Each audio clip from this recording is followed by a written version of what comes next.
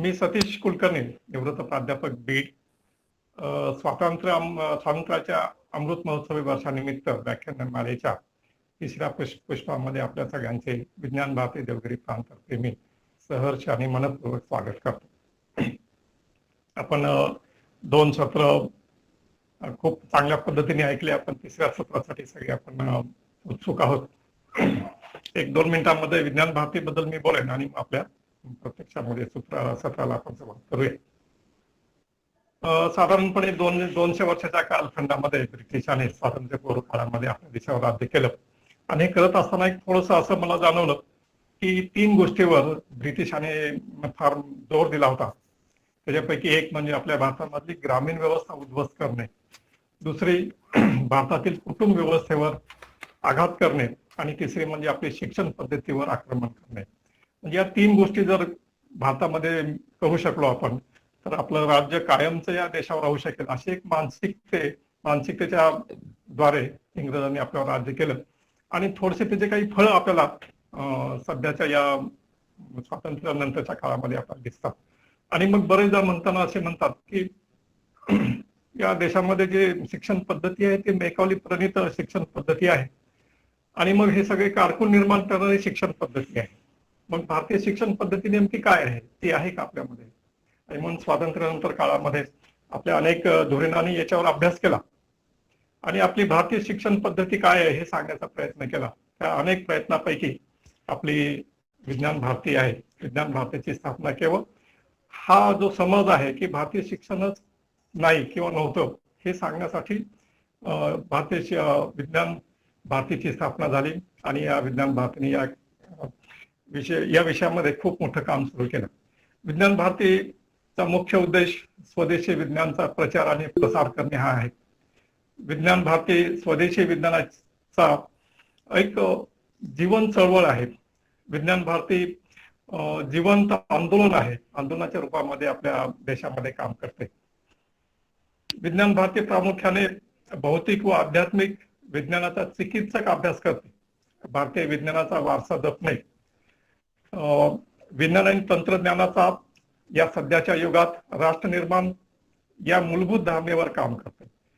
स्वदेशी चळवळीत नवचेतना निर्माण करणे यासाठी सुद्धा विज्ञान भारतीचं काम चालू आहे. विज्ञान भारतीने आयुर्वेद, ध्यानधारणा, योगा, सेंद्रिय शेती हे प्रामुख्याने या विज्ञान भारतीचे काम करण्याचे बिंदू आहेत. जे विज्ञान भारतीवर आपण मागच्या 2 सत्रामध्ये बरंच ऐकलेलं आहे आणि आपल्याला साधारणपणे सगळ्यांना विज्ञान भारतीचं काम काय आहे हे माहिती. असे विविध पैलूमध्ये विविध आयामामध्ये विज्ञान भारती काम करते. आज या तिसऱ्या पुष्पामध्ये आपण आकड्याशी लिलया खेळणारा अवलिया या विषयावर आपले आजचे जे वक्ते आहेत ते डॉक्टर रंजन गर्गे, जे सूक्ष्मजीवशास्त्र तज्ज्ञ आणि विज्ञान प्रसारक आहेत, त्यांच्या या अतिशय अभ्यासपूर्ण अशा या मांडणीचा आपण आस्वाद घेऊया आणि आपण डॉक्टर रंजन गार्गेंना मी विनंती करतो की त्यांनी आपलं हा जो विषय आहे तो विषय आमच्या समोर मांडा. नमस्कार मित्र. आज आपण ज्या विषयावरती बोलणार आहोत तो विषय आहे आकड्यांशी लीलया खेळणारा अवलिया, श्रीनिवास रामानुजन अय्यंगार. आपल्या सगळ्यांना माहिती आहे की साधारणपणे एकूणच आधुनिक विज्ञानाला जेव्हा सुरुवात झाली तेव्हा हे नाव गणिती म्हणून अत्यंत ठळकपणे समोर येतं आणि त्या मानाने आजकाल मी असं बघतोय की रामानुजन यांना बऱ्यापैकी भारतीय मंडळी आता ओळखायला लागली आहे, जी पूर्वी अक्षरशः म्हणजे आपल्याकडे तसा अंधारच होता. रामानुजन यांचं कार्य हे गणिताच्या क्षेत्रातलं असल्या कारणाने अर्थातच ते जाणून घेण्याची उत्कंठा किंवा ते नेमकं काय होतं ह्याच्याकडे तसं जनसामान्यांनी विशेष लक्ष दिलेलं नाही. मी मागच्या व्याख्यानामध्ये असं म्हटलं की ब्रिटिशांनी अत्यंत चतुराईने वैज्ञानिक आक्रमण भारतीयांवरती केलं आणि अर्थातच आपण असं बघतो की त्यांनी तुम्हाला टेलिग्राफ दिला, त्यांनी तुम्हाला टेलिफोन दिला, त्यांनी रेल्वे आणली छापखाना आणला आणि शेवटी आपल्याला म्हणजे अस्सल भारतीय माणसाला असं वाटायला लागलं की आता आपण देखील काहीतरी नक्कीच स्वतःच असं विश्व निर्माण करायला हवं.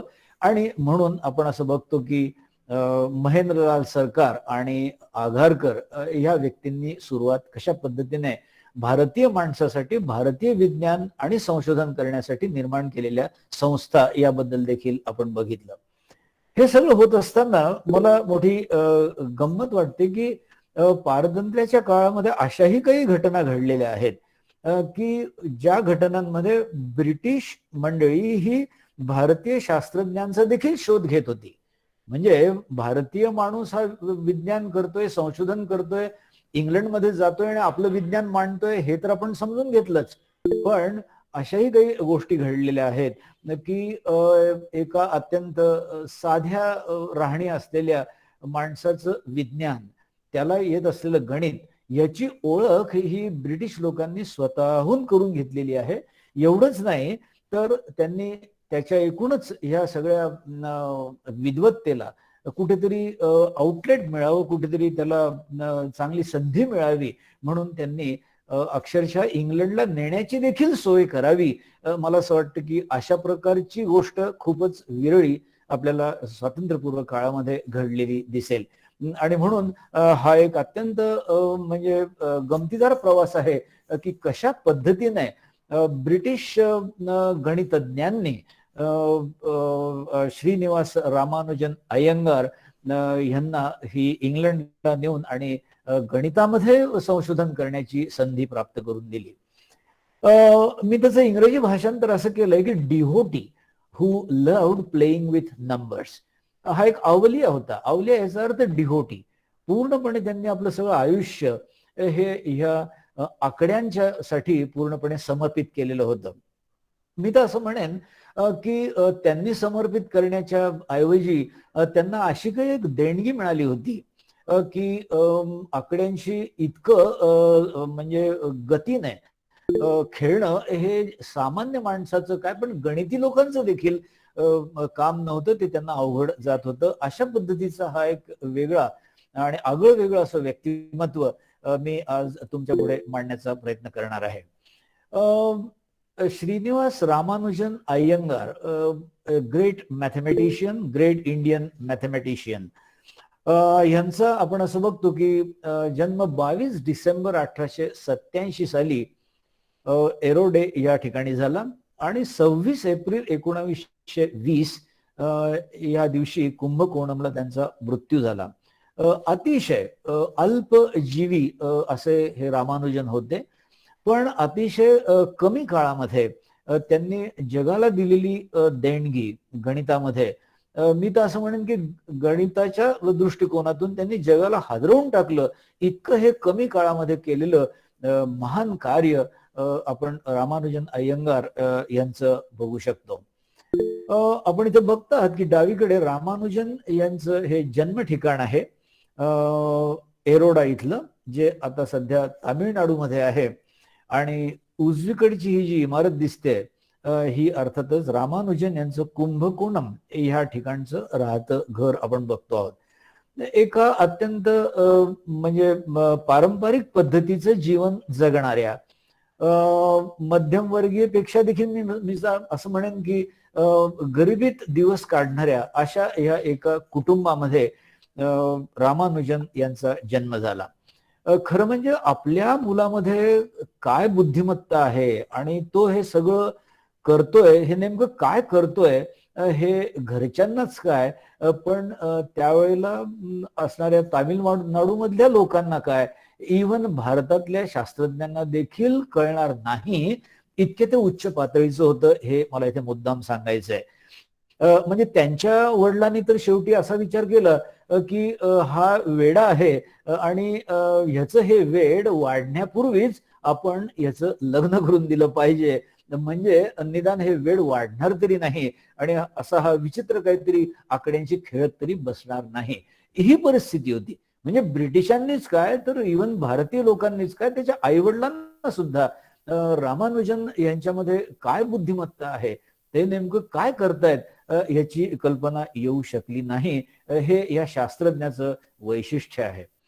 लहानपणी शाळेमध्ये जो प्रसंग घडला आणि ज्या प्रसंगामुळे त्यांची बुद्धिमत्ता पहिल्यांदा त्या शिक्षकांना कळली, तो प्रसंग मुद्दाम इथे आपण बघण्यासारखा आहे. अंकगणिताचा तास सुरू होता आणि शिक्षक हे भागाकाराची उदाहरणं, डिव्हिजन जे आपण म्हणतो, भागाकाराची उदाहरणं सोडवत होते. आणि उदाहरण सोडत असताना, ते सगळं समजून सांगत असताना त्यांनी फळ्यावरती 3 केळ्यांची चित्र काढली, आता मी तिथे दाखवली तशी. आणि ते म्हणाले की आपल्याकडे 3 केळी आहेत आणि 3 मुलं आहेत, तर सांगा बरं प्रत्येकाच्या वाट्याला किती केळी येतील. साधं उदाहरण होतं. आणि समोरच्या बाकावरती बसलेला एक विद्यार्थी तो म्हणाला की प्रत्येकाला 1 केळ मिळेल. अर्थातच काय केलं तर 3ला 3ने भागलं आणि म्हणून जे उत्तर येईल तेवढी केळं प्रत्येकाला मिळतील, आणि म्हणून शिक्षकांनी त्याला शाबासकी दिली. आता तसंच जर 1000 केळं 1000 मुलांना वाटली तर प्रत्येकाला किती मिळतील? एकच नाही का? असं ते शिक्षक मुलांना समजून सांगत असताना कोपऱ्यात बसलेला एक चुणचुणीत मुलगा त्याने हात वर केला आणि तो उभा राहून शिक्षकांना थांबवून म्हणाला की सर, जर कोणालाच केळी वाटली नाहीत, जर कोणालाच केळी वाटली नाहीत तर प्रत्येकाला 1 केळ मिळेल का? असा हा विचित्र प्रश्न होता. आणि म्हणून काहीतरी मूर्खासारखा प्रश्न विचारू नकोस असं म्हणून संपूर्ण वर्गात मोठ्या हाशा पिकला. सगळ्यांनी टिंगलच केली. बाक वाजवून शिक्षक मात्र मोठ्याने म्हणाले की अरे शांत व्हा, यात हसण्यासारखं काहीच नाही आहे. त्याला नेमकं काय म्हणायचंय हे मी तुम्हाला आता समजून सांगतो. आणि म्हणून शिक्षकांनी मग त्या ठिकाणी वर्गात असलेल्या मुलांना ते समजून सांगितलं. ते म्हणाले की आपण दोन्ही उदाहरणांमध्ये 3ला 3ने भागलं, 1000ला 1000ने भागलं आणि उत्तर 1 आलं. पण ह्या मुलाला असं विचारायचंय की 0 केळी ही जर 0 मुलांना वाटली तर प्रत्येकाला 1 केळ मिळेल का? कारण 0 भागिले 0 वरच्या प्रमाणे 1 यायला हवं. आणि याचं उत्तर आहे नाही. 0ला 0ने भागलं तर 1 येत नाही. आणि गणिताच्या दृष्टीने जर विचार केला तर प्रत्येकाला अनंत केळी मिळतील, कारण 0ला 0ने भागलं की उत्तर अनंत येतं. गणिताने कशी गंमत केली म्हणून पुन्हा सगळ्या वर्गामध्ये विद्यार्थी मोठ्या मोठ्याने हसायला लागले. हा प्रश्न विचारल्याबद्दल मात्र शिक्षकाने त्या मुलाची पाठ थोपटली आणि ते असं म्हणाले की नेमक्या याच प्रश्नाचं उत्तर शोधण्यासाठी गणितींना शेकडो वर्ष विचार करावा लागला. काहींच्या म्हणण्यानुसार 0 भागिले 0 याचं उत्तर 0 आहे. पण शेवटी गणिती भास्कराचार्य यांनी असं सिद्ध केलं की 0ला 0ने भागितलं असता उत्तर हे अनंत येतं. तेव्हा एक लक्षात घ्या की 0ला 0ने भागलो म्हणजे काय येतं, अशा प्रकारचा प्रश्नच मुळे निर्माण आपल्या ज्याच्या मनात होतो असा हा अत्यंत जिज्ञासू मुलगा होता. आणि हा कोड्यात टाकणारा प्रश्न विचारणारा मुलगा होता श्रीनिवास रामानुजन. आणि ही अशी एक अनंताची कथा आहे. श्रीनिवास रामानुजन हे नंतर जेव्हा व्याख्यानं त्यांनी द्यायला सुरुवात केली तेव्हा त्यांच्या भाषणामध्ये अनंत हा विषय अत्यंत हटकून असायचा. त्याचं कारण म्हणजे तो त्यांच्या अत्यंत आवडीचा विषय होता. आणि अशा रीतीने ह्यांच्या लहानपणीच दिसणाऱ्या बौद्धिक चुणुकीला सुरुवात झालेली आपण या ठिकाणी बघतो. त्यांची 1-2 प्रेरणास्थानं होती. आता एक लक्षात घ्या, प्रेरणास्थान म्हणजे गंमत अशी आहे की प्रेरणा ही तो माणूस आपल्याला माहिती असेल तर आपण ती घेतो. पण ह्या ठिकाणी तर तिची गंमत अशी झालेली आहे की ह्या दिग्गज लोकांच्या ट्रिगोनॉमेट्रीच्या पुस्तकामध्ये त्यांनी ज्या काही गोष्टी मांडल्या होत्या त्या गोष्टींच्या हा पुढे जाऊन काहीतरी सांगणारा मुलगा होता. आणि म्हणून S.L. लोणे हे जे प्रोफेसर ऑफ मॅथमॅटिक्स हे जे होते रॉयल हॉलोवे कॉलेज एघॅम इथले, तर हे त्यांचं प्रमुख प्रेरणास्थान होतं असं म्हणायला हरकत नाही. लहानपणापासूनच त्यांच्या विशेष बुद्धिमत्तेची चमक कशी प्रत्ययाला येत होती हे आपण आता बघितलंच. वरच्या वर्गातली मुलं ही गणितातल्या अडचणी सोडवून घेण्यासाठी त्यांच्याकडे येत असत. आणि वयाच्या 13व्या वर्षी, केवळ 13व्या वर्षी S.L. लोणे यांची ट्रिगोनॉमेट्री ते समजून घेऊ शकत होते. आणि ह्या अत्यंत किचकट म्हणजे अशा पुस्तकावरती त्यांनी प्रभुत्व मिळवलं होतं. पण त्यावर त्यांनी स्वतंत्र संशोधन सुद्धा सुरू केलं. फक्त प्रभुत्वच मिळवलं नाही. म्हणून मी आता म्हटलं की त्यांच्या पुढे एक पाऊल जाण्या इतकी ताकद वयाच्या 13व्या वर्षी त्यांच्या बुद्धीत होती. आणि त्या पुस्तकात नसलेली अशी बरीच बरेच गणितातले सिद्धांत हे त्यांनी मांडले होते, हे आपण प्रत्यक्ष बघतो. आणि म्हणून हा हे त्यांचं पहिलं प्रेरणास्थान की लोणेची ट्रिगोनॉमेट्री. त्याच्यानंतर अर्थातच दुसरं जे त्यांचं प्रेरणास्थान होतं ते म्हणजे G.S. Car. He was a great British mathematician. 2 वर्षानंतर म्हणजे वयाच्या 15व्या वर्षी जॉर्ज शुब्रिज कार म्हणजे G.S. कार यांचा हा elementary result in pure and applied mathematics या विषयावरचा एक गोषवारा वजा लेख त्यांच्या एका मित्राने त्यांना दाखवला, रामानुजन यांना दाखवला. आणि रामानुजन यांना खूप आनंद झाला. त्यांनी ते पुस्तक घेतलं आणि त्यातली गणित सोडवायला सुरुवात केली. या पुस्तकाने असं म्हणतात की त्यांच्या मनात खऱ्या अर्थाने गणिताबद्दल जास्तीची अधिक अशी जिज्ञासा जागृत झाली. आणि मग 15व्या वर्षानंतर तर त्यांनी मागे वळून कधी पाहिलंच नाही. पण त्याच्यानंतरची जी त्यांची गणितातली वाटचाल आहे, ही वाटचाल इतकी सोपी नव्हती. म्हणजे मला नेहमी असं वाटतं की एखादी व्यक्ती जेव्हा जनसामान्यांनाच काय पण शास्त्रज्ञांना देखील समजत नाही अशा गोष्टी करते, त्यावेळेला त्यांना कुठल्याही प्रकारचं रेकग्नेशन सुद्धा मिळत नाही. त्याचं कारण तो काय म्हणतोय हेच मुळे लोकांना समजू शकत नाही. आणि अशी ही विचित्र अवस्था रामानुजन यांची झालेली आपण बघतो. आणि म्हणून हा आकडेमोड करणारा वेडा असंच यांना शेवटी लोकांमध्ये संबोधू लागले.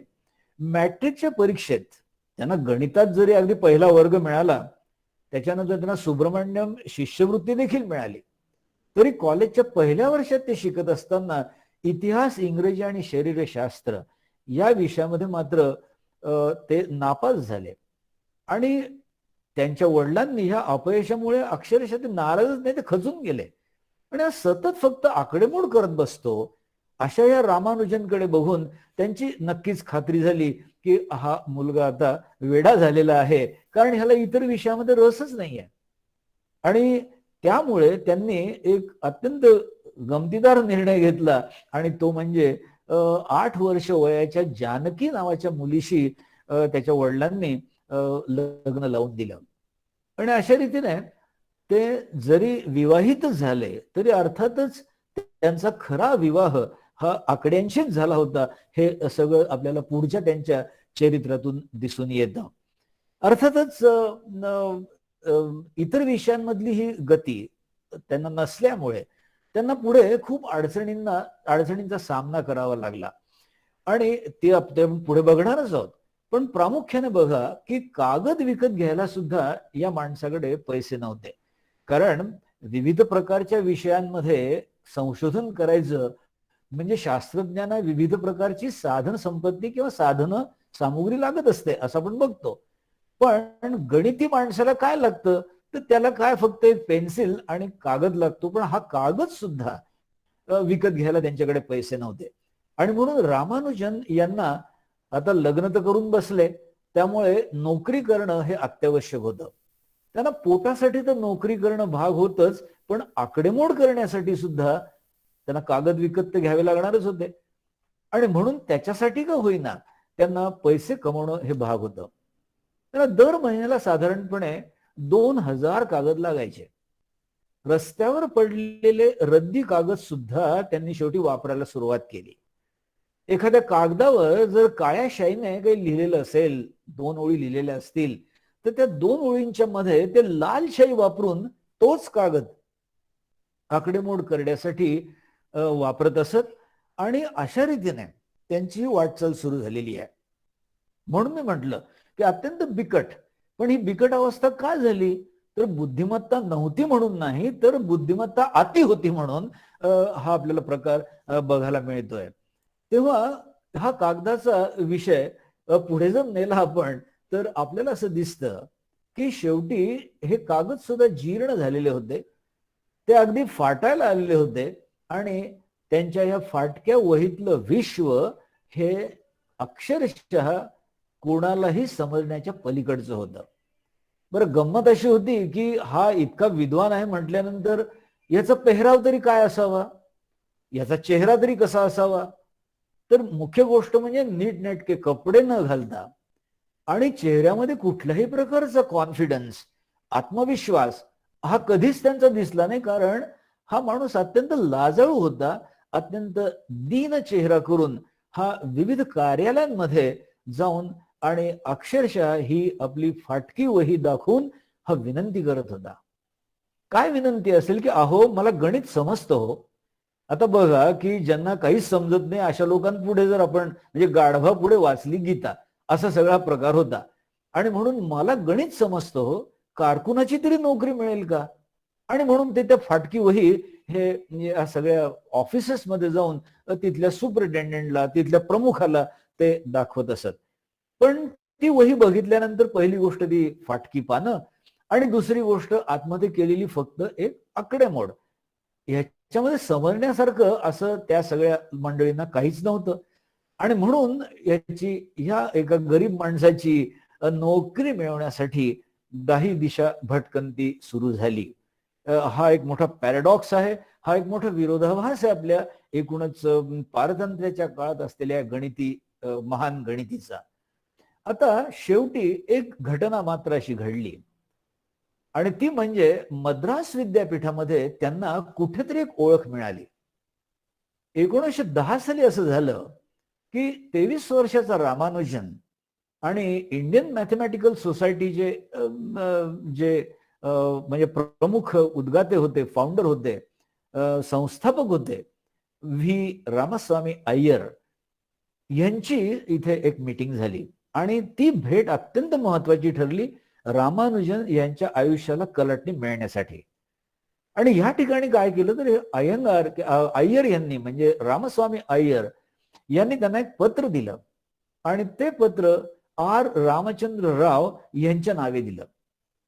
आर रामचंद्र राव हे नेलोरे नावाच्या एका जिल्ह्याचे कलेक्टर होते आणि विशेष म्हणजे ते इंडियन मॅथमॅटिकल सोसायटीचे म्हणजे त्यावेळेचे सेक्रेटरी होते, कार्यवाह होते. आणि ही चिठ्ठी घेऊन जेव्हा रामचंद्र रावांना ते भेटले तेव्हापासून अर्थातच रामचंद्र राव यांना नेमकं कळलं की या फाटक्या वहीमध्ये आहे काय. आणि मग असं म्हणतात की रामानुजन यांना कुठेतरी एक असं ठिकाण मिळालं की ज्या ठिकाणी त्यांच्या बुद्धिमत्तेची, त्यांच्या गणिताची ही कुठेतरी कदर केली जाईल. आणि म्हणून मद्रास मॅथमॅटिकल सर्कलमध्ये त्यांना लोक ओळखू लागले. अर्थातच त्यांचं जे काही संशोधन होतं हे संशोधन युनिव्हर्सिटी ऑफ मद्रासमध्ये हे समाविष्ट करण्यात आलं. पण आता आपण जर बघाल तर कुठल्याही प्रकारचं फॉर्मल एज्युकेशन, इतर विषयांचं तर सोडाच, पण गणितातलं सुद्धा कुठल्याच प्रकारचं असं फॉर्मल एज्युकेशन किंवा सैद्धांतिक गणिताचं शिक्षण असं त्यांना नसल्यामुळे संशोधनामध्ये देखील अडचणी यायला सुरुवात झाली. त्याचं कारण आपल्या सगळ्यांना माहिती आहे की संशोधनाच्या काही पद्धती असतात.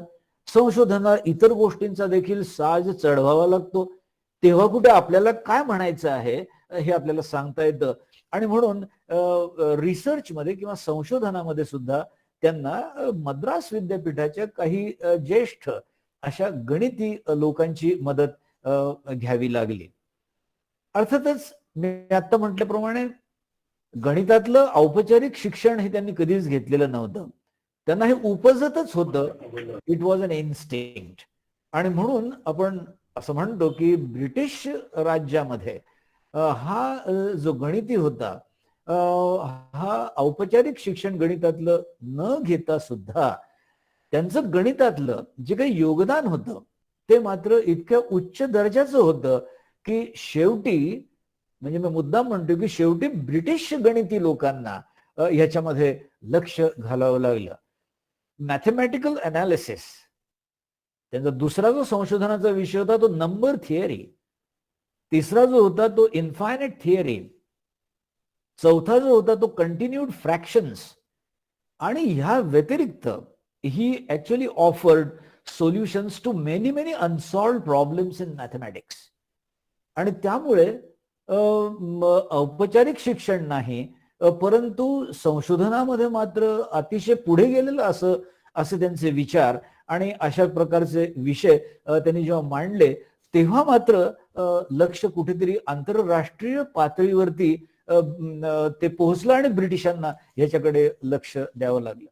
अर्थात याला सुद्धा थोडासा वेळ लागला आणि त्याच्यासाठी सुद्धा एक घटना घडावी लागली.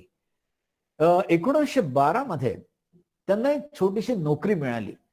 मद्रास अकाउंटंट जनरलच्या ऑफिसमध्ये त्यांना 20 रुपये महिन्याला असा पगार सुरू झाला आणि अर्थातच काही आठवड्यामध्येच ही नोकरी त्यांना सोडावी लागली. त्याचं कारण असं की ह्याच्यानंतर त्यांनी दुसऱ्या एका पोझिशनसाठी अर्ज केला होता, chief accountant of the Madras port trust. मला वाटतं मद्रास पोर्ट ट्रस्ट हे असं एक ठिकाण आहे की जे भारतामध्ये मॉन्युमेंट म्हणून जतन करून ठेवायला पाहिजे. कारण मद्रास पोर्ट ट्रस्ट मध्ये हा सगळा करिश्मा घडलेला आहे. 1 मार्च रोजी 1912 रामानुजन यांना त्या ठिकाणी क्लास 3 ग्रेड 4 अशा प्रकारचा अकाउंटंट क्लर्क म्हणून नोकरी मिळाली. भलेही नोकरी क्लास 3 असेल, भले ती कारकुनाची असेल, अगदी ग्रेड 4 अशा प्रकारच्या चतुर्थ श्रेणी कामगाराची असेल, पण ह्या नोकरीने पोर्ट ट्रस्ट मद्रासमध्ये त्यांचा शिरकाव झाला. He entered in to a very important kind of a organization that time which was owned by Britishers. आणि त्यांना 30 रुपये प्रति महिना अशा प्रकारे त्यांना तिथे पगार मिळायला सुरुवात झाली. पगार जास्ती महत्वाचा नव्हता, पण नशीब मात्र जास्ती महत्वाचं होतं. आणि म्हणून मी म्हटलं की हा अक्षरशः मॉन्युमेंट करण्याचा प्रकार आहे. नशीब असं म्हणायचं की मद्रास पोर्ट ट्रस्टचे जे संचालक होते फ्रान्सिस स्प्रिंग, यांना मात्र त्या वहीत काय गोष्टी नेमक्या लिहिलेल्या आहेत त्या कळल्या. म्हणजे एकदाची ती फाटकी वही ही योग्य माणसाच्या एका गणितीच्या हातात गेली आणि ती सुद्धा एका इंग्रज गणितीच्या हातात गेली आणि जो एका उच्च पोझिशनवरती एका चांगल्या उच्च पदावर होता आणि ते म्हणजे मद्रास पोर्ट ट्रस्टचे ते संचालक होते स्वतः. आणि त्यांनी जेव्हा ही वही बघितली की ते म्हणाले की 30 रुपये महिना या पगारावरती रामानुजन हे इथे कारकुनाची नोकरी करतायत. ठीक आहे, याच्या व्यतिरिक्त या माणसामध्ये काहीतरी विशेष असा स्पार्क नक्कीच आहे. आणि म्हणून पुढे गणितात रस असलेले शिक्षक आणि शिक्षण तज्ज्ञ मंडळींनी रामानुजन यांना संशोधन वृत्ती शिष्यवृत्ती मिळावी म्हणून प्रयत्न सुरू केले. त्याच्यामध्ये फ्रान्सिस स्प्रिंग यांचा वाटा फार मोठा आहे. कुठल्याही प्रकारची पदवी नसताना 1 मे 1913 साल, आता एक वर्ष आपण पुढे जातोय, 1 मे 1913 ह्या दिवशी मद्रास विद्यापीठाने त्यांना 75 रुपये महिना अशी शिष्यवृत्ती द्यायला सुरुवात केली. आणि ते म्हणाले की आपण गणितात संशोधनाला ह्या ठिकाणी येऊ शकता, ती करू शकता. आणि अर्थातच ही त्यांची जी नोकरी होती 30 रुपये पगारावरती ती तर चालू होतीच फ्रान्सिस स्प्रिंग यांच्या कृपेने. आणि म्हणून मद्रास विद्यापीठाची शिष्यवृत्ती त्यांना मिळाली आणि त्या ठिकाणी पोर्ट ट्रस्ट मधल्या सामान्य नोकरीतून 1 मे 1913 पासून त्यांनी 2 वर्षाची बिनपगारी रजा घेतली आणि ते त्या विद्यापीठामध्ये रुजू झाले त्या स्कॉलरशिपवरती. इथे आता दुसरा एक विशेष अधिकारी आला, तो म्हणजे लॉर्ड पेंटलँड. या लॉर्ड पेंटलँड यांनी आपल्या विशेष अधिकाराचा वापर करून विद्यापीठाच्या व्याख्यात्या फंडातून त्यांना आणखी मोठी शिष्यवृत्ती कशी मिळेल हे बघितलं. आणि थोडस आपण पुढे सरकू आणि ते म्हणजे 1915 साली लॉर्ड पेंटलँड हे प्रेसिडेन्सी महाविद्यालयाच्या अध्यक्षपदावरून आपल्या भाषणात असं म्हणतात की मद्रास प्रांत हा खरोखरच भाग्यवान आहे, कारण त्यात रामानुजन यांच्यासारखा अलौकिक बुद्धिमत्ता असलेला थोर गणिती निर्माण झालेला आहे. इंग्लंडला रामानुजन यांच्यासारख्या गणितात अलौकिक बुद्धिमत्ता असलेल्या लोकांची मोलाची सेवा हवी आहे. म्हणजे इंग्लंडला त्यांची सेवा हवी आहे, हे वाक्य कृपा करून अंडरलाईन करण्यासारखं आहे. भारतीय लोकांना दुर्दैवाने ते काय आहे ते समजलं नाही. परंतु लॉर्ड पेंटलँड म्हणतो प्रेसिडेन्सी महाविद्यालयातून की इंग्लंडमध्ये मात्र किंवा इंग्लंडच्या गणितींना मात्र यांच्या अलौकिक बुद्धिमत्तेची मोलाची सेवा हवी आहे.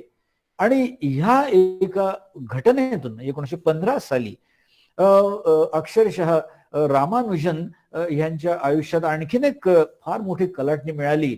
आणि आपण असं बघतो की महान गणिती G.H. हार्डे यांच्याशी रामानुजन यांचा पत्रव्यवहार सुरू झाला. आता खऱ्या अर्थाने एका गणिती, एका वैश्विक गणितज्ञाच्या बरोबर रामानुजन जोडले गेले. 16 जानेवारी 1913 रोजी रामानुजन यांनी H.G. हार्डे यांना एक पत्र लिहिलं.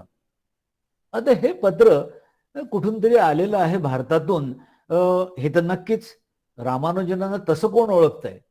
आणि हे पत्र फक्त 9 पानांचं होतं.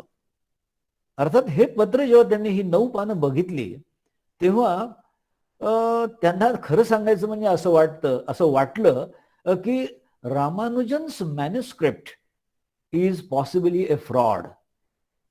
एक लक्षात घ्या, माणसाला ज्या वेळेला स्वतःला देखील समजत नाही की हा समोरचा काय म्हणतोय, पण त्याच्यामध्ये जेव्हा गहन अर्थ सामावलेले असतात त्यावेळेला तो त्याची एक तर तारीफ करतो, नाही तर त्याला फ्रॉड म्हणतो. आणि हार्डे यांच्यावरची परिस्थिती आली की ते म्हणाले की काहीतरी गडबड आहे, हे हा माणूस म्हणतोय काय नेमकं ह्या 9 पानांमध्ये. आणि Hardy recognised some of the Ramanujan's formulae but others seemed scarcely possible to believe. Hardy म्हणतात की माझा त्या फॉर्म्युलेवर विश्वास बसेना. अशा प्रकारचे हे सगळे फॉर्म्युले ज्या वेळेला या 9 पानांमध्ये अस्तित्वात आहे, ते सोडवण्याचा त्यांनी प्रयत्न केला, ते करून बघितले. त्यावेळेला असं म्हणतात की बॉटम पेज ऑफ 3, तिसऱ्या पानाच्या अगदी तळाशी जो तिथे एक फॉर्म्युला त्यांनी लिहिला होता त्याने मात्र हार्डे यांना अक्षरशः सुन्न करून टाकलं. आणि ते म्हणाले की हे जे थेरम आहे हे एका अतिशय विद्वान अशा गणिती माणसाला सुचू शकतं की जे काळाच्या पुढे गेलेलं आहे. तेव्हा H.G. हार्डे यांच्याशी झालेला पत्रव्यवहार रामानुजन यांचा हा एक अत्यंत महत्वाची रामानुजन यांच्या जीवनात मिळालेली ही कलाटणी आहे, हे आपण समजून घ्या. This is the photograph of G.H. Hardy. Ramanujan यांचं काम आता मात्र हार्डे यांनी अंगीकारलं, त्याला समजावून घेतलं. आणि 1913 साली त्यांनी रेग्युलर पोस्टल कॉरेस्पॉन्डन्स हा H.G. Hardy at the university of Cambridge England ह्या ठिकाणी सुरू केला. आणि अर्थातच रिकग्नायझिंग रामानुजन्स वर्क ॲज एक्स्ट्रा ऑर्डिनरी. आणि हे सगळं बघितल्यानंतर मात्र एका ब्रिटिश मॅथमॅटिशियनला, एका ब्रिटिश गणितज्ञाला वाटतंय की खरोखर रामानुजन यांची आता इंग्लंडमध्ये गरज आहे, केम्ब्रिजमध्ये त्यांना आणलंच पाहिजे. आणि म्हणून रामानुजन यांच्या सगळ्या प्रवासाची व्यवस्था हार्डे यांनी केली. आणि त्याच्या त्या नोट्समध्ये हार्डे असं म्हणतात, Ramanujan had produced a groundbreaking new theorems, including some that defeated me completely. I had never seen anything like them before, and some recently proven but highly advanced results. हे हार्डे यांनी प्रत्यक्षात लिहिलेले हे वाक्य आहे. आणि ह्याच्यावरूनच आपल्याला कळतं की रामानुजन इतके नम्र होते, इतके म्हणजे त्याला आपण म्हणतो शाय किंवा लाजाळू होते की त्यांनी कधीच आपल्या बुद्धिमत्तेचा म्हणजे गौरव म्हणा किंवा त्याची कुठेच टिमकी आपल्याला वाजवल्याचं त्यांच्या एकूण पूर्ण चरित्रात दिसत नाही. पण हार्डे सारखा माणूस मात्र असं म्हणतो की आय एम डिफिटेड कम्प्लिटली, म्हणजे मी हरलो या माणसापुढे, हे या महान गणितज्ञाने शेवटी मान्य केलेलं आहे. आणि अर्थात अशा रीतीने 17 मार्च 1914 या दिवशी S.S. नेव्हासा नावाच्या बोटीने रामानुजन हे इंग्लंडला निघाले. या ठिकाणी आपल्याला केम्ब्रिज विद्यापीठाचं त्यावेळेचं चित्र दिसतंय. 14 एप्रिल रोजी ते इंग्लंडला पोहोचले आणि केम्ब्रिज ट्रिनिटी कॉलेजचे सदस्य प्रोफेसर E.H. नेव्हिले यांनी त्यांचं स्वागत केलं. 1916 साली मार्च महिन्यात रामानुजनांनी गणितात संशोधन करून तिथली BA पदवी ही मिळवली. It is by research. आणि फ्रान्सिस स्प्रिंग, म्हणजे मी आता जे म्हटलं पोर्ट ट्रस्ट मध्ये असलेले अधिकारी, फ्रान्सिस स्प्रिंग यांच्या शिफारशीमुळे 1918 पर्यंत विद्यापीठाने त्यांची शिष्यवृत्ती 200 पाऊंड इतकी वाढवलेली होती. लक्षात घ्या, आज आपण म्हणतो की माझी स्कॉलरशिप भारतात चालू आहे आणि माझं शिक्षण परदेशात चालू आहे. ही परिस्थिती 1916 साली रामानुजनांच्या बाबतीत होती की रामानुजन यांचं 200 पाऊंड शिष्यवृत्ती ही मद्रासमध्ये चालू असून ते मात्र BAचं शिक्षण हे इंग्लंडमध्ये घेत होते. इतका हा महान गणिती आणि याची बुद्धिमत्ता इंग्रजांनी तेव्हा एस्पेशली फ्रान्सिस स्प्रिंग यांनी ओळखली, कारण ते तिथल्या कॉलेजचे प्रमुख होते. त्याच्यानंतर त्यांचे किती रिझल्ट्स, त्यांनी किती संशोधनात्मक अशा प्रकारच्या गोष्टी प्रत्यक्ष गणिताला दिल्या, तर साधारणपणे 3900 एकूण रिझल्ट्स हे त्यांच्या नावे नोंदवले गेलेले आहेत. हा नंबर साधा नाही आहे आणि एस्पेशली गणितामध्ये तर मुळीच नाहीये, कारण 3900 वेगवेगळ्या प्रकारच्या आयडेंटिटीज आणि इक्वेशन्स ही जगाला देणं ही फार महान अशी गोष्ट आहे. तेव्हा त्यांच्या अतिशय कमी अशा आयुष्य कालावधीमध्ये रामानुजन यांनी 3900 रिझल्ट्स, त्याच्यामध्ये मी आता म्हटल्याप्रमाणे आयडेंटिटीज होत्या आणि इक्वेशन्स होते, आणि ती जवळजवळ सगळी इक्वेशन्स आणि आयडेंटिटीज ह्या नाविन्यपूर्ण होत्या, हे आपण लक्षात घ्या. आणि ह्या त्यांच्या सगळ्या कामामुळे it has opened entirely a new area of work and inspired a vast amount of future research in mathematics of his thousands of results. आता अर्थातच त्यांचे जे काही हे हजारो रिझल्ट्स होते याच्यामधले सिद्ध करता करता कुठेतरी 12 ते 15 रिझल्ट्स फक्त आपण सिद्ध करू शकलेलो आहे. म्हणजे मला तर असं वाटायला लागलं हे सगळं बघून की he was the Einstein of India. म्हणजे आइन्स्टीन जेव्हा काही सांगायचा, त्याची थिअरम्स किंवा त्याची प्रेडिक्शन सिद्ध व्हायला 100 वर्ष जर लागतात, तर आमच्या रामानुजन यांची देखील सांगितलेली जी काही इक्वेशन्स आहेत, आयडेंटिटीज आहेत, यातल्या फक्त जर 12 ते 15 फक्त आयडेंटिटी जर आपण प्रूव्ह करू शकत असू, तर अजून बरंच काही काम हे मला असं वाटतं की जागतिक पातळीवरती गणितामध्ये होऊ शकण्यासारखं आहे. त्यांची जी काही ओरिजिनल आणि हायली अनकन्व्हेन्शनल रिझल्ट्स म्हणून जे प्रसिद्ध आहेत ते आहेत Ramanujan prime, Ramanujan theta, function, partition theta आणि मॉक थीटा फंक्शन. अर्थात गणितातली जी तज्ञ मंडळी आहे त्यांना हे जास्ती समजू शकेल की याचं महत्व काय आहे आणि काय ह्याला अनकन्व्हेन्शनल म्हणतात, काय ह्याला ओरिजिनल म्हणतात. आणि ही बुद्धिमत्ताच मला असं वाटतं की अत्यंत इनोव्हेटिव्ह अशा प्रकारची हे व्यक्तिमत्व होतं, हे याच्यावरून आपल्याला दिसून येतं. रामानुजन यांची तुलना या महान गणितज्ञाशी केलेली आहे. हा जो जॅकोबी नावाचा जर्मन मॅथमॅटिशियन होऊन गेला आणि लिओनार्डो या 2 महान गणितींशी आपण रामानुजन यांची तुलना करतो. केम्ब्रिज मध्ये त्यांनी केलेल्या एकूणच संशोधनामध्ये प्रामुख्याने नंबर थिअरीमध्ये ही जी काही त्यांची महत्वाची कॉन्ट्रीब्युशन्स आहेत, याच्यामध्ये हार्डे रामानुजन लिटलवुड सर्कल पद्धती ही त्यांनी नवीन जगाला दिली आहे. Rogers Ramanujan's identities in partition of integers, list of highest composite numbers ही त्यांची एक फार मोठी देणगी आहे. आणि बीजगणितामध्ये कंटिन्यूड फ्रॅक्शन्स हा त्यांचा एक हे मोठं योगदान आहे. हे लक्षात ठेवा की गणित आणि बीजगणित प्रामुख्याने ही म्हणजे भारतीय गणितज्ञांची भास्कराचार्य आणि त्याच्या अलीकडच्या ब्रह्मगुप्त काय, आर्यभट्ट काय, ह्या सगळ्या आपल्या प्राचीन भारतीय गणितज्ञांची खरी देणगी आहे. आणि मला असं वाटतं की ह्यांचाच कुठेतरी डीएनए, ह्यांचंच कुठेतरी जनुक ही रामानुजन यांच्यामध्ये दिसतात. आणि म्हणून ह्या बीजगणिताला आणि गणिताला पुढे नेण्याचं काम हे रामानुजन यांच्याकडून झाल्याचं आपल्याला दिसून येतं. तेव्हा अशा विषयांवर त्यांनी केलेलं संशोधन हे महान गणिती लिओनार्डो आणि जेकोबी यांच्या तुलनेचं मानलं जातं. अर्थातच 1914 ते 1919 हा जो साधारणपणे कालावधी होता केम्ब्रिज मधला, तर या ठिकाणी त्यांना BA degree, bachelor of arts degree, research degree ही मिळाली. तेव्हा त्यांचा हा प्रसिद्ध असा अँटिक फोटो आहे. मध्ये तुम्हाला रामानुजन उभे दिसत आहेत आणि सगळ्यात उजवीकडे हा एक टॉल माणूस दिसतोय, इज डॉक्टर हार्डे. तेव्हा ह्या छोट्याशा बॅचचा तिथे पदवीदान समारंभ झालेला आहे. आणि हे विशेष म्हणजे bachelor of arts he research degree, this is the predecessor of the PhD degree. याच्यानंतर रामानुजन हे PhD साठी तिथे नाव नोंदवणारच होते.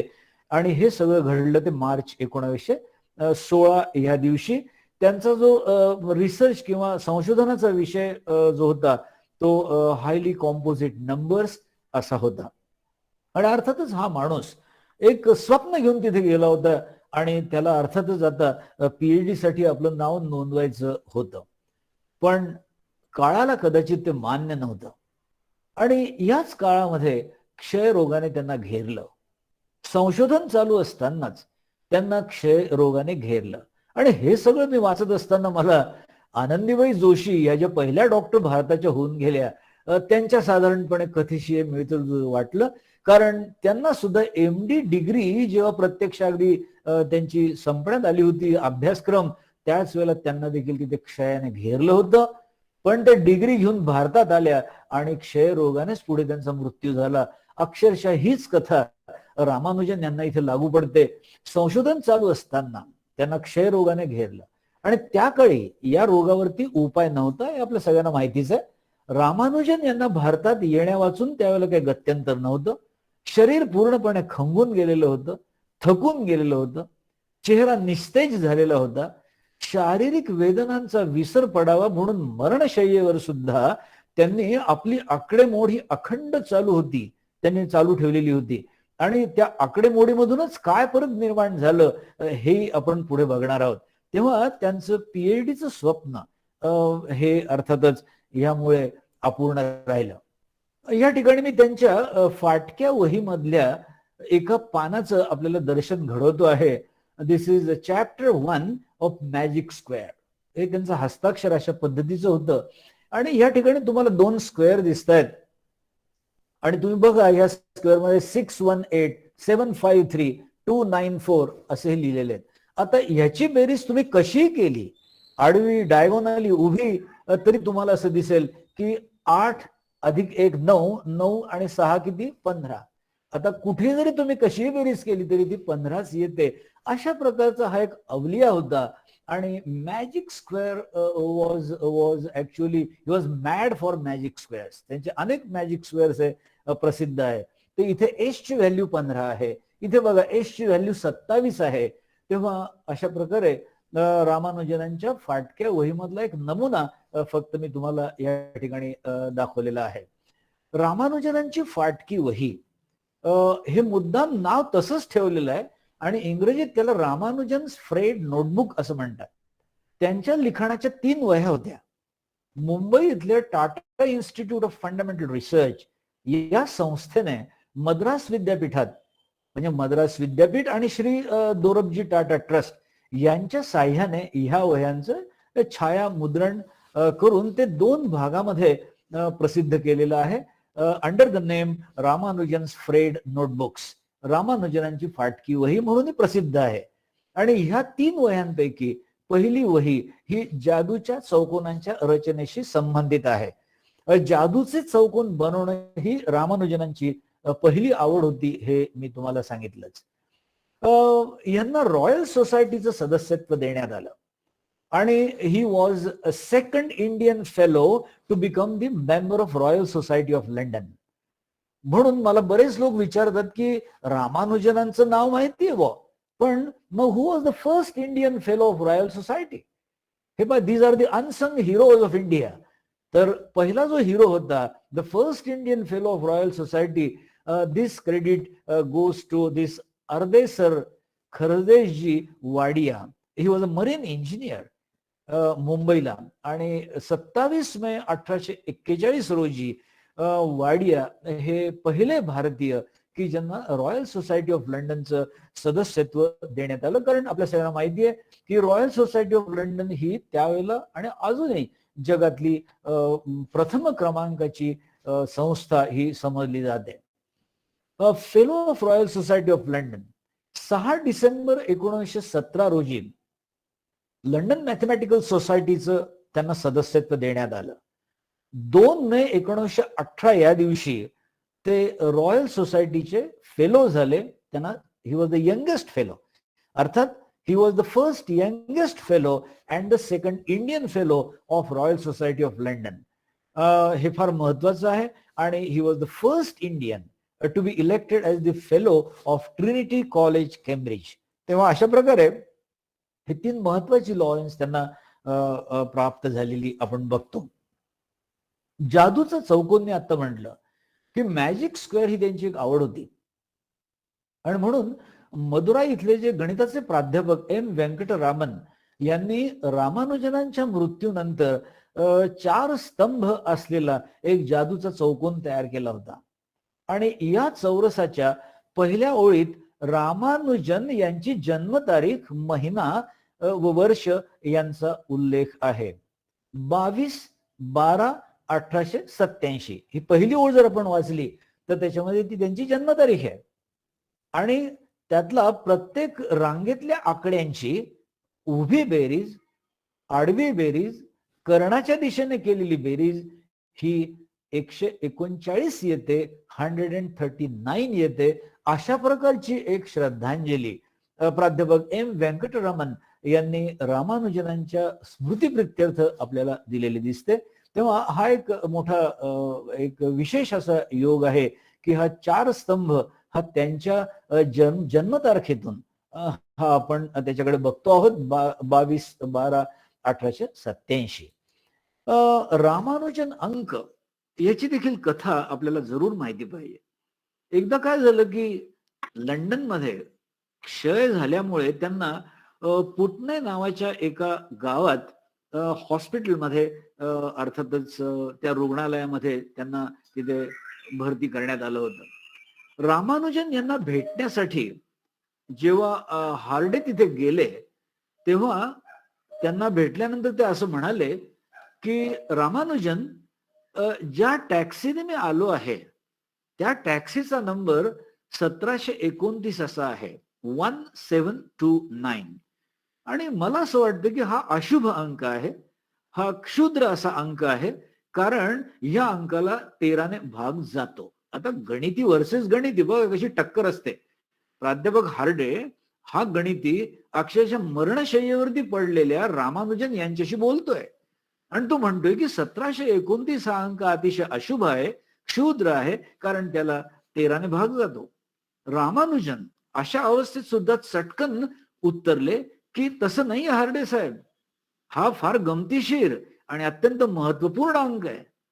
हा अंक 2 घनांची बेरीज 2 प्रकारे केली असता 2 घनांची बेरीज 2 प्रकारे केली असता येणारा सर्वात लहान अंक आहे.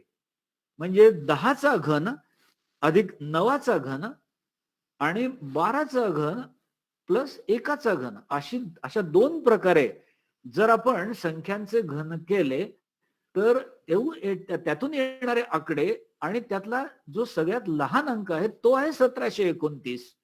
इतकं डोकं मरणशय्येवर पडले असताना देखील रामानुजन यांच्या डोक्यात फक्त काय चाललं होतं, आकडेमोड चाललेली होती. आणि तेव्हापासून 1729 हा अंक गणिताच्या इतिहासामध्ये रामानुजन अंक म्हणून प्रसिद्ध झालेला आहे. तेव्हा 1729 हा अंक म्हणजे रामानुजन यांना फार मोठी श्रद्धांजली आहे असंच आपण म्हणायला हवं. तेव्हा अशा प्रकारे रामानुजन यांना आपल्या समोर सादर करण्याचा मी प्रयत्न केलेला आहे. एका आंतरराष्ट्रीय कीर्तीच्या गणितज्ञाला आपल्या समोर मांडणं हे सोपं नाहीये. आणि अर्थातच माझा स्वतःचा गणित हा विषय नसताना मी होता होईल आणि शक्य होईल तेवढ्या त्यांच्या आयुष्यातल्या, त्यांच्या एकूणच चरित्रातल्या गमती जमती आपल्या समोर ठेवण्याचा प्रयत्न केलेला आहे. तेव्हा आपण या ठिकाणी थांबूया आणि पुन्हा एकदा रामानुजन यांना श्रद्धांजली अर्पण करूया. धन्यवाद. धन्यवाद डॉक्टर. बाकी सगळ्या मंडळींना एक विनंती आहे की आपल्याकडे वेळ खूप कमी आहे. ते काही प्रश्न असतील, काही शंका असतील तर लगेच डॉक्टरांना आपण विचारू शकता. कमी वेळ आहे. सगळ्यांना विनंती आहे की आपले प्रश्न विचारावे, शंका विचारावे.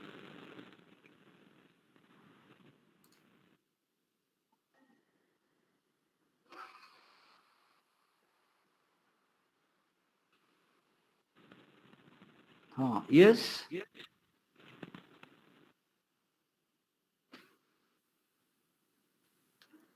हॅलो.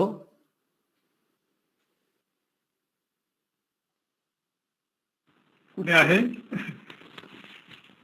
प्रश्न असल्यास म्हणजे मीच फक्त प्रश्नाची उत्तरं द्यायची असं नाही आहे, पण जर इथे काही गणिती असतील आणि त्यांना जर काही त्याच्यामध्ये काही भर टाकायची असेल तर आपण कृपा करून मोकळेपणाने बोला, कारण हा ओपन फोरम आहे.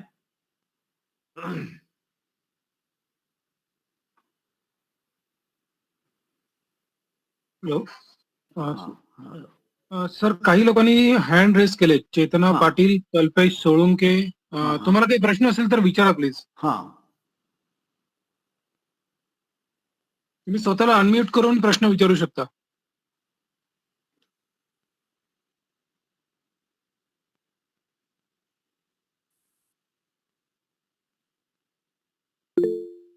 हा.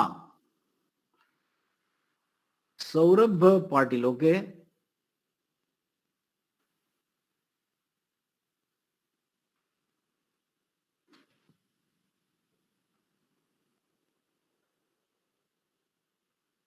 तर आपण मोकळेपणाने विचारा. इतरही तज्ञ काय असतील ते देखील आपल्या प्रश्नांचं उत्तर देऊ शकतील. येस.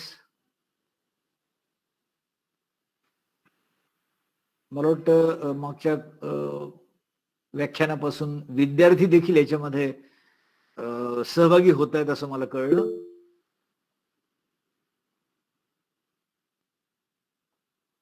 येस. ज्ञानेश्वर.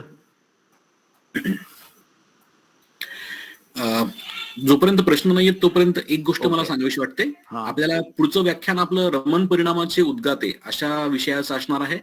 तर पुढच्या व्याख्यानाचं आपल्याला संदेश यावा असा असेल तर आपल्या सर्वांना विनंती आहे की कृपया आपला दूरध्वनी क्रमांक आपण इथे चॅटबॉक्समध्ये टाकावा. आपलं नाव आणि नंबर आपण जर इथे टाकलात तर तो आपल्याला इथून पुढच्या सर्व व्याख्यानांबद्दल आपल्याला माहिती आम्हाला कळवण्यास आनंदच होईल. पुढचं व्याख्यान हे आजच्याच लिंकवरती असेल. पुढच्या शनिवारी 7 वाजता रमण परिणाम आणि उद्गाते असंच व्याख्यानाचा विषय असेल. आदरणीय डॉक्टर रंजन गर्गे सरच आपल्याला या व्याख्यानाबद्दल उद्बोधन करणार आहेत या विषयाबद्दल. तर त्यासोबतच इतर पुढीलही व्याख्यानांबद्दल माहिती कळवण्यासाठी आपल्याला विनंती की आपण आपलं नाव आणि नंबर चॅटबॉक्समध्ये कृपया टाकावे. धन्यवाद.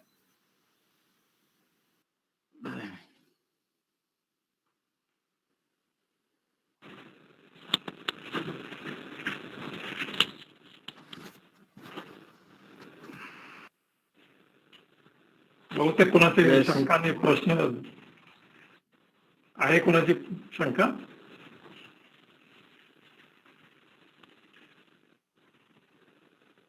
आपल्याकडे आणखी 1-3-4 मिनिट आहेत, म्हणजे साधारण आपण शंका विचारता येईल.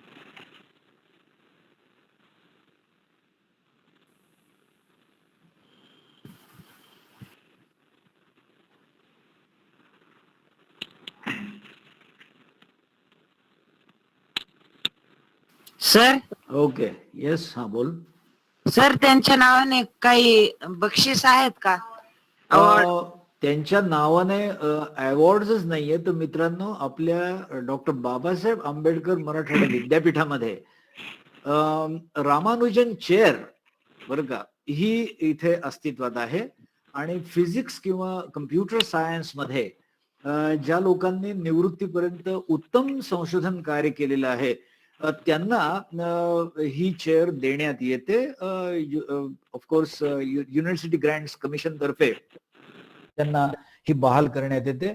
आपल्याकडे डॉक्टर सुरेश मेहरोत्रा यांना 5 वर्षासाठी ही रामानुजन शिष्यवृत्ती म्हणजेच रामानुजन चेअर ही तिथे सन्मानाने प्रदान करण्यात आलेली होती. त्याचप्रमाणे आपल्या मला वाटतं ह्या प्रेक्षकांमध्येच डॉक्टर सुधाकर आगरकर आहेत का? सुधाकर आगरकरांनी ही लेफ्ट द मीटिंग, तर त्यांना रामानुजन पारितोषिक प्राप्त अशा प्रकारचे ते शास्त्रज्ञ आहेत. तेव्हा रामानुजन यांच्या नावाने गणित आणि स्पेशली फिजिक्स या विषयांमध्ये विशेष कार्य करणाऱ्या मंडळींना ते प्रदान केलं जातं. तेव्हा नक्कीच तू सुद्धा एक विद्यार्थी आहेस, मला असं वाटतं गणितामध्ये जर काही चांगलं काम केलं तर तुझी देखील एक आशा किंवा आकांक्षा किंवा तुझी पुढे भवितव्यातली इच्छा हीच असायला पाहिजे की मला रामानुजन यांच्या नावाचं पारितोषिक मिळणं आवश्यक आहे. ओके, हो सर, थँक्यू. थँक्यू.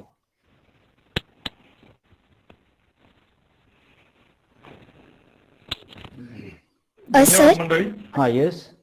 रामानुजन यांची काही पुस्तके असतील तर तुम्ही सांगू शकता का? आता तू आता बघितलंस ना की रामानुजन यांची फाटकी वही हे एकमेव पुस्तक ज्याचे 3 भाग हे या टाटा आणि मद्रास विद्यापीठाने छापलेले आहेत, डिजिटाईज केलेले आहेत. तेव्हा तुला हे सगळं संग्रहालयात जाऊन हे बघावं लागेल, कारण हा एक राष्ट्रीय ठेवा म्हणून भारत सरकारने सध्या जतन केलेला आहे. एकूणच परिस्थिती तेव्हाची लक्षात घेता कागद मिळत नाही अशा एका वाईट अवस्थेमध्ये रामानुजन यांनी केलेलं जे कार्य आहे ते आपल्याला बघण्यासाठी अर्थातच त्यांनी लिहिलेली पुस्तकं किंवा अशा स्वरूपामध्ये तुम्हाला ते बघायला मिळणार नाही. ते रिसर्चच्या स्वरूपामध्ये कदाचित कुठल्या तरी एका रिसर्च व्हॉल्यूम मध्ये मिळेल किंवा त्यांचं हस्ताक्षर आणि त्यांचं प्रत्यक्ष लिखाण हे आपल्याला फक्त फ्रेड नोटबुक ऑफ रामानुजन या ठिकाणीच बघायला मिळू शकतं. Okay sir, thank you. थँक्यू.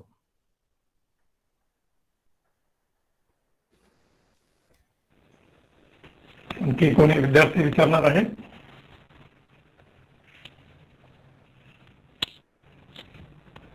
ठीक आहे, आता आपण समारोपाकडे येऊया. आपला हा विषय पुष्प डॉक्टर गर्गेजींनी खूप सुंदर म्हणजे 17 ते 29 मुळेच रामानुजनची ओळख साधारणपणे सगळ्यांना असते.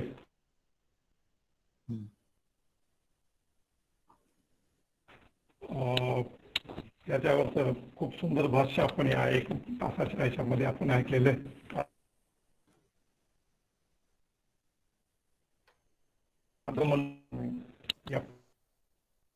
होते या सगळ्यांचे सुद्धा आभार.